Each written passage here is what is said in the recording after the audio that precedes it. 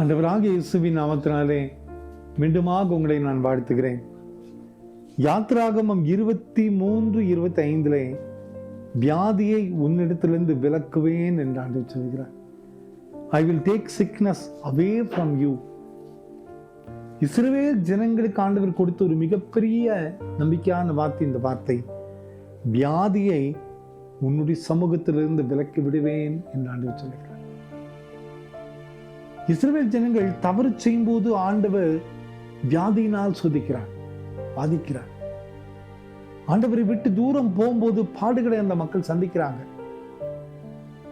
ஆண்டவரை மறந்து போகும்போது ஏதோ ஒரு உபத்திரவு அவர்களுடைய வாழ்க்கையில வருகிறது. அதன் பின்புதாக ஆண்டவரை நோக்கி ஒப்புரவாகும் போது அந்த சூழ்நிலை மாறி அந்த உபத்திரவங்கள் நீங்கி வியாதி நீங்கி மீண்டுமாக ஆண்டவர் மனமா இருக்கிறார். அந்த ஆண்டவர் தான் இஸ்ரவேல் ஜனங்களை பார்த்து சொல்கிறார், வியாதியை உன்னை விட்டு விலக்கி விடுவேன். அன்பான குடும்பத்தின் மக்களே, ஒருவேளை இந்த ஒரு வார்த்தை அந்த ஜனங்களுடைய வாழ்க்கையில ஒரு மிகப்பெரிய விடுதலை கொடுத்தது. மிகப்பெரிய வாதையில் இருந்து ஒரு விடுதலையை ஆண்டவர் கொடுத்து விட்டார்.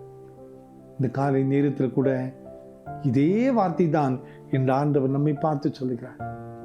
இன்னைக்கு ஏதோ ஒரு வாதை, ஏதோ ஒரு வியாதி, ஏதோ ஒரு உபத்திரவு, ஏதோ ஒரு கவலை, ஏதோ ஒரு கஷ்டம், ஏதோ ஒரு போராட்டம் அந்த வாழ்க்கையில் இருக்குல்ல.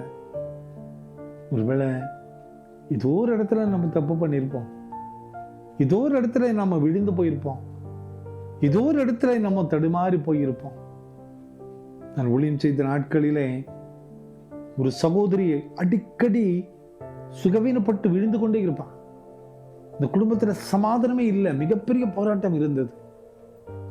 அந்த வியாதி வந்து அவர்களை அடித்து கொண்டு செயலிழக்க செய்த ஒரு சூழ்நிலை பார்த்தோம்.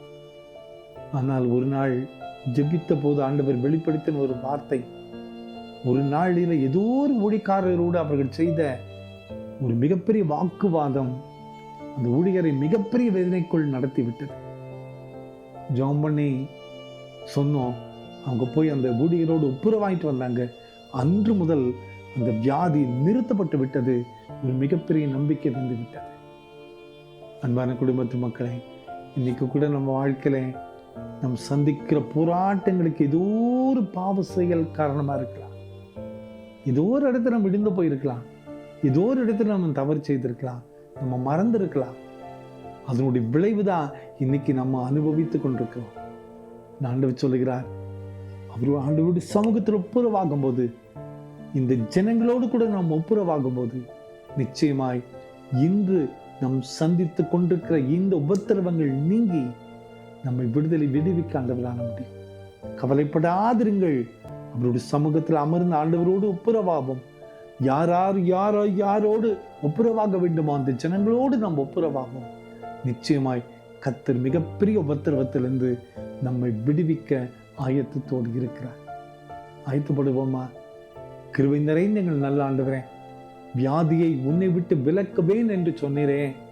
இந்த காலை நேரத்திலே துன்பத்தோடு துயரத்தோடு பாடுகளோடு இருக்கிற ஒவ்வொருவருடைய வாழ்க்கையினுடைய காரணம் என்ன என்பதை உணர்ந்து ஒப்புரவாகக்கூடிய பலத்தை தார். பிறந்த நாளையும் திருமண நாளையும் நினைவு கூறுகிற ஒவ்வொரு பிள்ளைகளை ஆஸ்வதிங்கப்பா. உங்களுடைய கிருபை கரம் கூட இருக்கட்டும், வழிநடத்தும்.